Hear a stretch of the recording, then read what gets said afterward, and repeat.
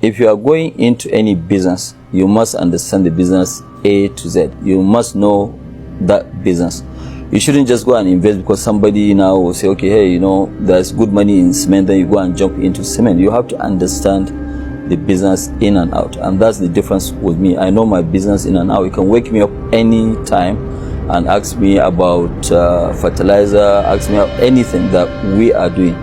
And the other one is really to work very hard, and you have to have the tenacity of continuing to, you have some hiccups here and there, but you have to be focused in terms of what you are doing. It's not the end of life if we're taking a downturn, because it's like a graph.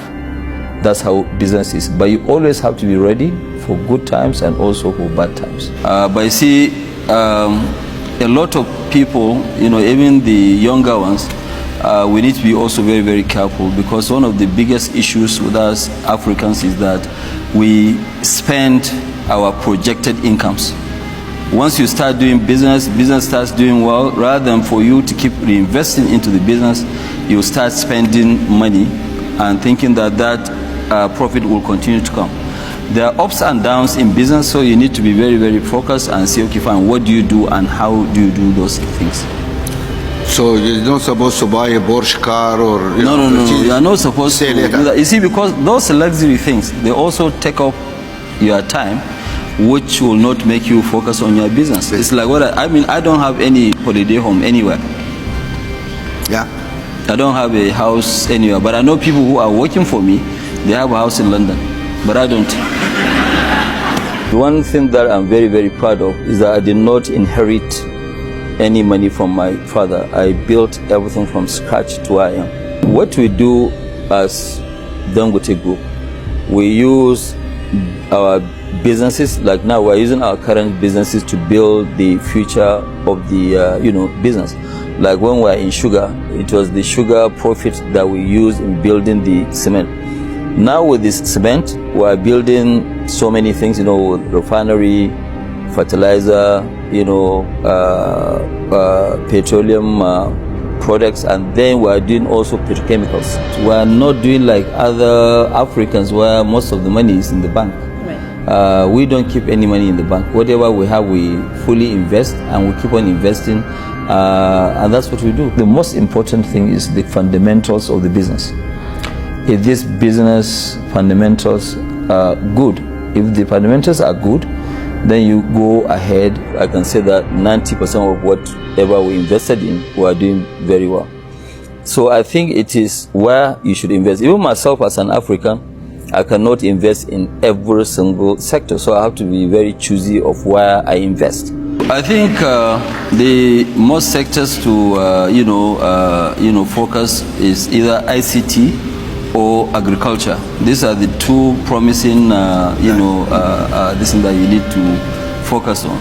Countries that I can suggest for people to invest, one of them, of course, Nigeria. My own duty today as a Nigerian, not as Aliko Dangote, is to keep convincing people to come and invest in Nigeria. And I keep telling people that, look, Nigeria is the best kept secret. Ghana is a very good place to invest. Cote d'Ivoire, Kenya is also a very good place to invest. Africa is full of opportunities. Opportunities are enormous. It's not only in oil or in copper or in coal. I mean, there are so many areas. I mean, you look at it today in Africa. In agriculture, you're going to make huge tons of money, because we have 60% of the world's arable land. So with that, you cannot really go wrong. And you go back and look at countries like Nigeria, Cote d'Ivoire, Cameroon, all these countries before, they were living on agriculture. Okay, but unfortunately, oil came in, and everybody thought, well, look, we've had enough. Oil is good enough to give us all what we needed. There was no zeal in terms of growing the other various sectors. So people just jump on oil, and even somebody who is just a peasant farmer in the village want to take a bit of, cut in terms of getting his own oil share. So that's really what destroyed, some of economies. But right now, things are bouncing back. Well, I came from wealthy family. My grandfather was my great-grandfather from my mother's side was actually very, very wealthy, Alassane Tata. And then his son, also Sanusi Tata, whom really raised me up because, I lost my dad at the age of 8. And, so after educating me, he gave me a loan of which I was grateful, and I paid back in 3 months, because business was so good. The way it is that when you first start business, your target is to make your first million. Okay, fine, I did that. But after a year or so, I realized that, look, I have much more than 12, 13 billion, and I said, okay, fine, all these numbers are just written numbers. Yeah. And one day I went to a bank. Yeah. At that time there were no restrictions of this, and I wrote a check and cash $10 million, and I took it home. For yourself? For myself, yes. You cashed $10 million from the bank?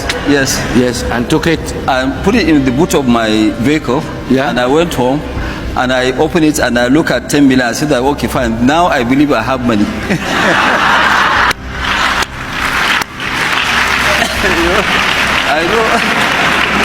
I know. So you put this in the bed and slept all night on top of it. You made love to your money. It was in the boot of my car. car. Yeah. But I bought it, and I went there by myself. I drove myself to the bank. I cashed the money, and I put it in my room, and I look at the money, and I took it back to the bank the next day. Anytime when I have excess money, I like to put more in terms of charity. Okay. I don't really have very expensive lifestyle. Can I ask you how much money you have in your wallet today? Today? Yeah, how much money you have in your pocket? You'll be very, very surprised. I don't even have, not even $1, nothing. You have no money on you? Nothing. Okay. Nothing. I have nothing. That's money for you guys. When you have money, you don't carry money.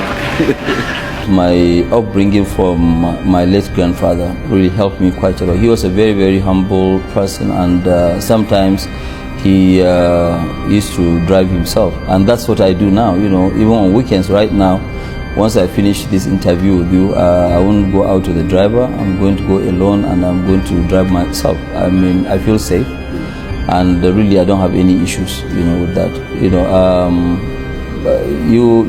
It's always better to be humble. They say that no condition is permanent, so I want to always run my life.